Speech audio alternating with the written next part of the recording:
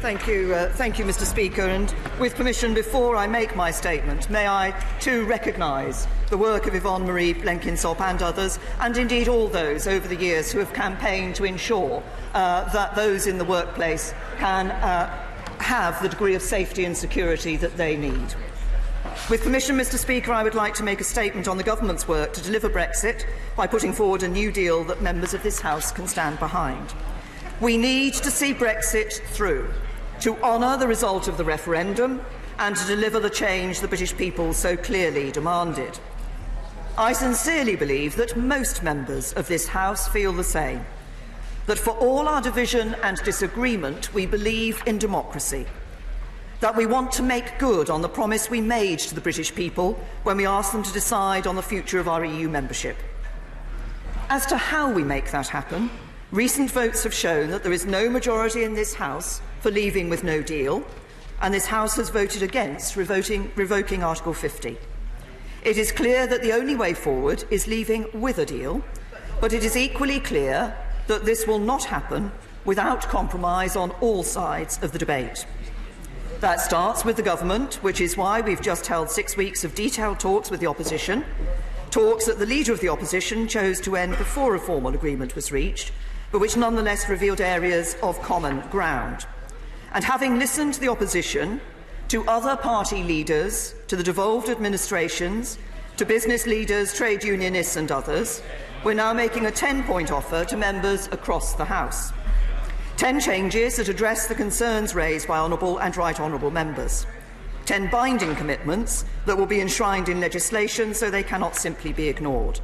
And 10 steps that will bring us closer to the bright future that awaits our country once we end the political impasse and get Brexit done. First, we will protect British jobs by seeking as close to frictionless trade in goods with the EU as possible while outside the single market and ending free movement. The Government will be placed under a legal duty to negotiate our future relationship on this basis. Second, we will provide much-needed certainty for our vital manufacturing and agricultural sectors by keeping up to date with EU rules for goods and agri-food products that are relevant to checks at the border. Such a commitment, which will also be enshrined in legislation, will help protect thousands of skilled jobs that depend on just-in-time supply chains. Third, we will empower Parliament to break the deadlock over future customs arrangements. Both the Government and opposition agree that we must have as close as possible to frictionless trade at the UK-EU border, protecting the jobs and livelihoods that are sustained by our existing trade with the EU.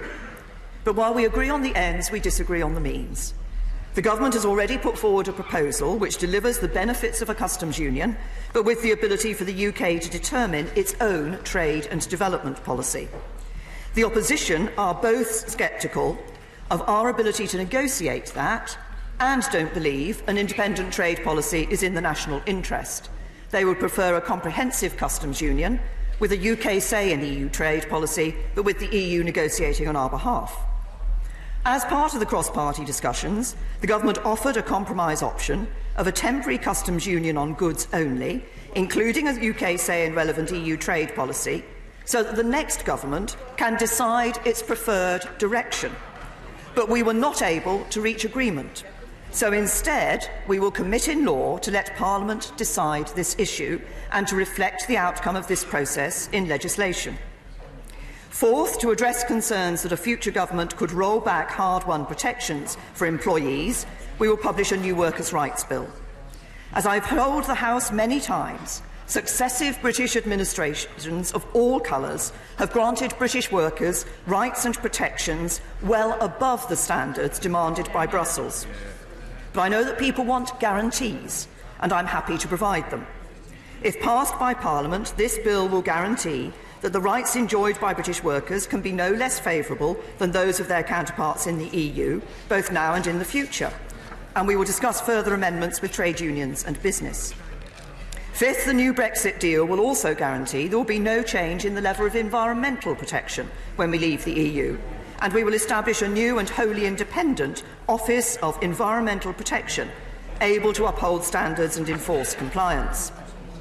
Sixth, the Withdrawal Agreement Bill will place a legal duty on Government to seek changes to the political declaration that will be needed to reflect this new deal.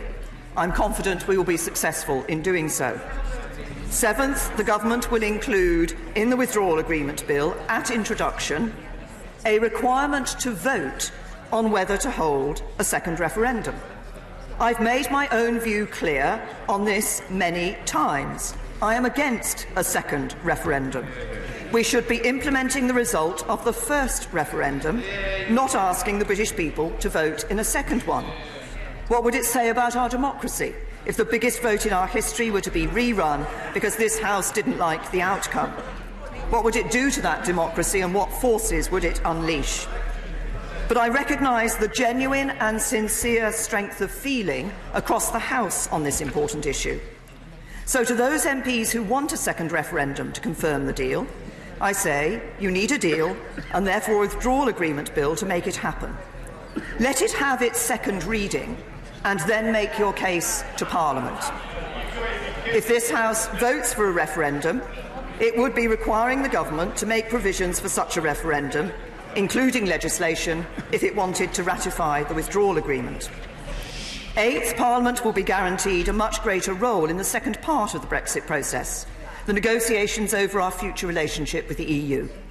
In line with the proposal put forward by the honourable members for Wigan and Stoke-on-Trent Central, the new Brexit deal will set out in law that the House of Commons will approve the UK's objectives for the negotiations, and MPs will also be asked to approve the treaty governing that relationship before the Government signs it. Ninth, the new Brexit deal will legally oblige the Government to seek to conclude the alternative arrangements process by December 2020, avoiding any need for the Northern Ireland backstop coming into force. This commitment is made in the spirit of the amendment tabled by my honourable friend, the member for Altrincham and Sale West, passed by this House on the 29th of January. And while it is not possible to use alternative arrangements to replace the backstop in the withdrawal agreement, we will ensure they are a viable alternative. And finally, 10th, we will ensure that, should the backstop come into force, Great Britain will stay aligned with Northern Ireland. We will prohibit the proposal that a future government could split Northern Ireland off from the UK's customs territory, and we will deliver on our commitments to Northern Ireland in the December 2017 joint report in full. We will implement paragraph 50 of the joint report in law. The Northern Ireland Assembly and Executive will have to give their consent on a cross-community basis for new regulations which are added to the backstop. And we will work with our confidence and supply partners on how these commitments should be entrenched in law, so that Northern Ireland cannot be separated from the United Kingdom. Following the end of EU election purdah, the Withdrawal Agreement Bill will be published on Friday, so the House has the maximum possible time to study its detail. If Parliament passes the bill before the summer recess, the UK will leave the EU by the end of July.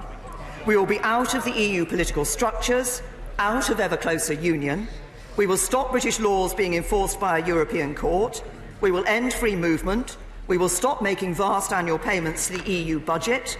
By any definition, that alone is delivering Brexit. And by leaving with a deal, we can do so much more besides.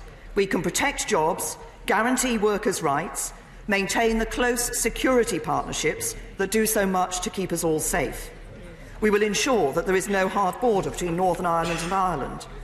And we can bring an end to the months, years of increasingly bitter argument and division that have both polarised and paralysed our politics. We can move on, move forwards and get on with the jobs we were sent here to do, what we got into politics to do. That is what we can achieve if we support this new deal. Reject it, and all we have before us is division and deadlock. We risk leaving with no deal, something this House is clearly against. We risk stopping Brexit altogether, something the British people would simply not tolerate. We risk creating further divisions.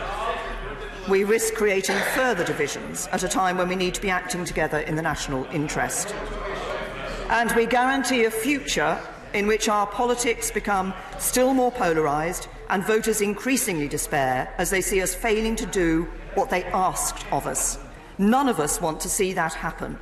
The opportunity of Brexit is too large and the consequences of failure too grave to risk further delay. So in the weeks ahead, there will be opportunities for MPs on all sides to have their say, to table amendments, to shape the Brexit they and their constituents want to see. Mr. Speaker, in time, another Prime Minister will be standing at this dispatch box.